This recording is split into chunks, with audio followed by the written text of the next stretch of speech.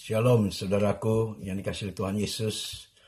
Renungan hari ini akan saya sampaikan kepada saudara tentang bagaimana caranya kita mengetahui tentang arti masa new normal. Sebelumnya mari kita berdoa terlebih dahulu supaya kita mempersiapkan diri kita untuk mendengar apa yang tertulis yang saya bacakan buat saudara semua. Kita utamakan Tuhan terlebih dahulu. Mari kita berdoa. Bapa di sorga, Bapa yang selalu baik buat kami yang kami sembah di dalam nama Yesus. Pimpinlah hamba-Mu untuk menyampaikan renungan hari ini. Biarlah setiap apa yang disampaikan benar-benar merupakan berkat buat kami semua yang ada di rumah, yang sedang di kamar, dan mungkin juga yang sedang mendengarkan. Yang penting dari Tuhan. Karena kami semua bersama-sama merindukan untuk bisa berkumpul kembali mendengar firman Tuhan. Berbicara Tuhan, kuasai hamba-Mu dengan firman-Mu, biar apapun yang hamba sampaikan benar-benar isi hati-Mu Tuhan. Terima kasih Tuhan untuk pagi hari ini. Dalam nama Tuhan Yesus hamba berdoa dan hamba sudah bersyukur. Yang siap diberkati Tuhan Yesus katakan, amin. Shalom semua saudaraku. Jangan bosan melihat saya. Dan saya percaya Anda bersuka cita pada hari ini karena mendapatkan tubuh yang sehat, pikiran yang jernih, dan hati yang baik untuk kita mendengar beberapa pengetahuan tentang corona ini. Saya akan bacakan dari 1 Korintus 2 ayat 12. Kita tidak menerima roh dunia, tetapi roh yang berasal dari Allah, supaya kita tahu apa yang dikaruniakan Allah kepada kita. Saudaraku, hari-hari ke depan kita akan memasuki satu masa yang disebut masa new normal. Yang sebenarnya tidak normal atau tidak biasanya. Yaitu kita bebas mau kemana saja. Bebas berkumpul, ngobrol, bebas mau makan apa saja. Tetapi sekarang ini kita ada pada suatu masa new normal. Kita semua dibatasi. Kita harus pakai masker, harus jaga jarak, tidak bisa kumpul dengan banyak orang, harus sering cuci tangan, tidak bisa seenaknya makan apa saja yang kita mau, dan lain-lain.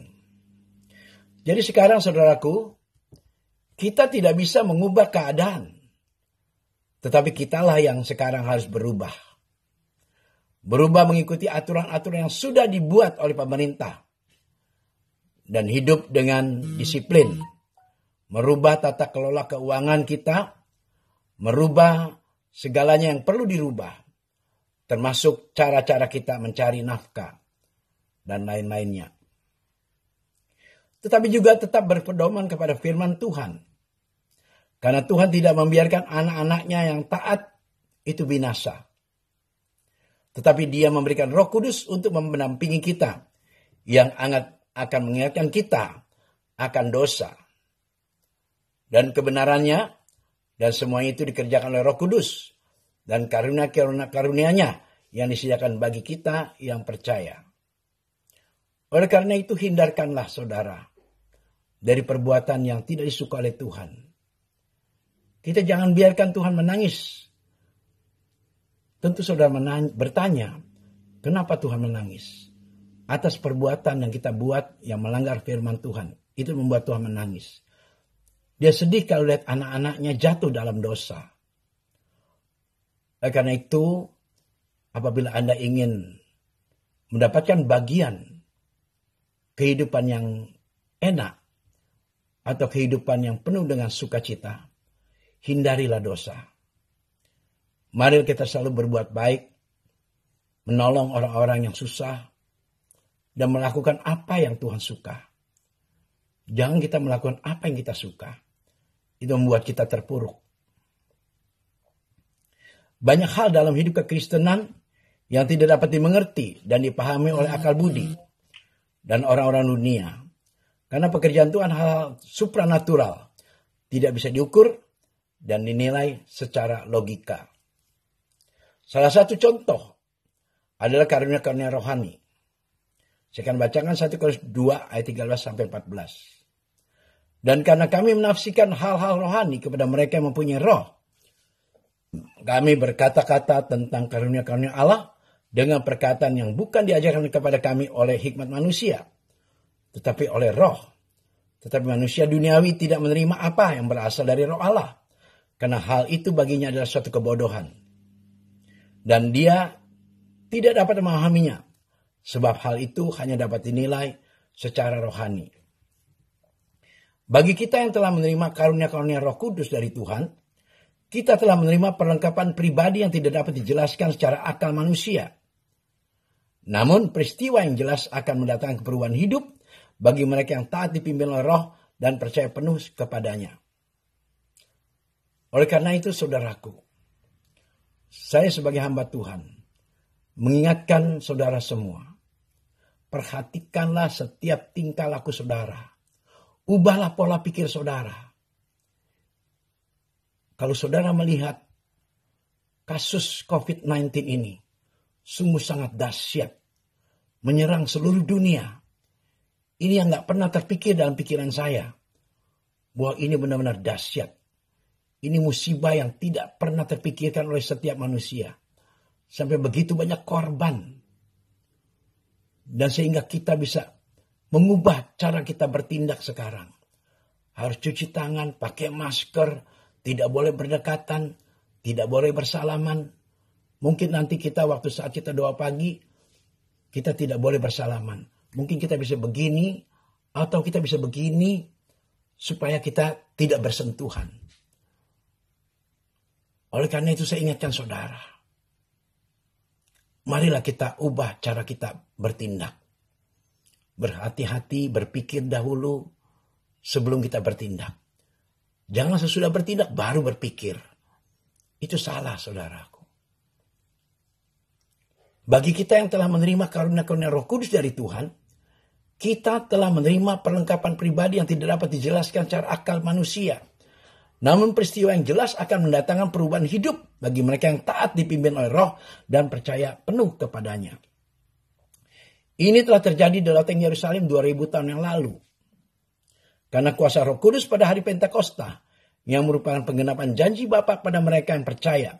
Dan sampai hari ini Rohnya masih terus bekerja, memenuhi dan mengurapi serta memberikan karunia-karunia-Nya kepada kita semua. Kisah 2 ayat 4 berkata, maka penuhlah mereka dengan Roh Kudus. Lalu mereka mulai berkata-kata dalam bahasa-bahasa lain, seperti yang diberikan oleh Roh itu kepada mereka untuk mengatakannya. Petrus yang sebelumnya pernah menyangkal Kristus sebanyak 3 kali, setelah mengalami zaman Roh Kudus, hidupnya berubah 180 derajat. Dia tidak takut-takut lagi, melainkan berani menyatakan kebenaran di hadapan ribuan orang dan bersaksi tentang Kristus yang telah bangkit. Itu kisah 2 ayat 32. Saudaraku, peristiwa di ruang atas di Yerusalem benar-benar telah membawa perubahan besar dalam diri pengikut Kristus.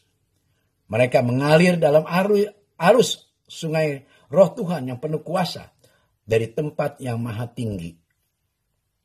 Sampai detik hari ini, Roh Kudus masih dicurahkan. Dan tidak pernah tertutup aliran kuasanya bagi setiap orang yang percaya, yang sudah mengalami kelahiran baru sampai hari ini. Dia tetap sama, tidak berubah.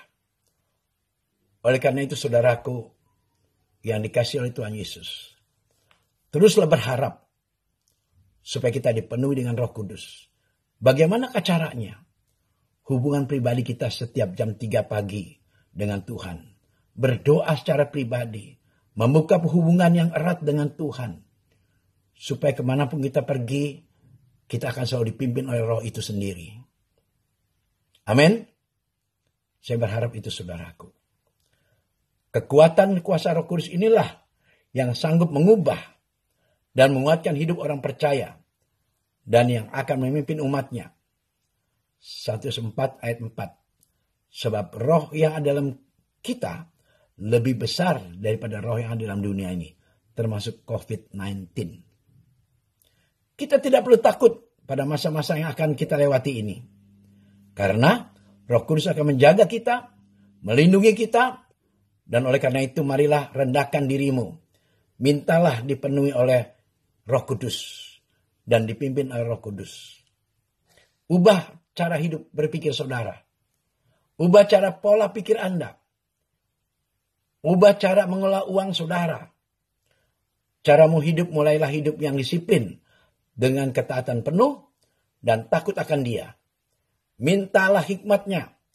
Maka Dia akan membawa kita masuk ke tanah perjanjian, yaitu surga yang mulia. Umat Israel dipimpin Musa keluar dari Mesir, memasuki kehidupan yang baru di padang belantara, yaitu new normal. Mereka diberikan tiang awan dan tiang api yang melindunginya. Mereka diberi makan mana setiap pagi, dan mereka 40 tahun mengelilingi padang belantara. Tetapi baju dan kasutnya pun tidak koyak. Tapi banyak yang tidak puas keadaan tersebut dan bersungut-sungut. Mengingat kembali makanan di Mesir. Dan banyak mereka yang binasa tidak dapat masuk ke tanah perjanjian. Masa-masa yang harus kita lewati ini adalah masa-masa yang mirip dengan waktu itu. Walaupun tidak sama. Dan sebagai hamba Tuhan, saya mengingatkan kita. Terimalah dengan ucapan syukur. Selalu. Apapun yang terjadi depan, jangan menengok ke belakang. Jangan bersungut-sungut walaupun makananmu tidak semewah waktu yang lalu. Janganlah menengok ke belakang. Tetaplah matamu hanya tertuju dan melihat kepada Yesus. Dan inilah masa kita seharusnya menjadi berkat dan memberitakan Injil. Injil kerajaan akan segera diberitakan ke seluruh pelosok bumi. Karena dengan media, internet 5G, maka segala pelosok di bumi akan mendengar Injil. Maka firman Tuhan telah digenapi. Yesus akan datang setelah Injil ini didengar di segala pelosok bumi. Bila kita setia, dan kita akan diangkat Tuhan di awan-awan pada waktu Dia datang kedua kalinya. Karena inilah kerinduan kita. Mari kita berlomba, berbuat baik. Menjadi orang yang dipandang baik, dan semua orang suka dengan kita, dan Tuhan suka dengan kita. Tetaplah berdoa saudaraku. Renungan firman Tuhan siang dan malam, dan percayalah, Tuhan Yesus yang kita cinta, tidak pernah meninggalkan kita. Dia sayang kita, Dia rindu kita hidup di dalamnya. Supaya apa yang kita minta, kita akan menerimanya. Yohanes 15 ayat 7. Kita tinggal dalam Dia, Dia tinggal dalam kita, minta apa saja, kita pasti akan menerimanya. Saudara diberkati hari ini? Shalom. Tuhan memberkati Anda dan memberkati saya juga. Aku senang hari ini karena saudara dengan setia mendengarkan renungan hari ini. Diberkatilah Anda mulai hari ini sampai selama-lamanya. Sampai kita jumpa di doa pagi. Tuhan memberkati. Amin.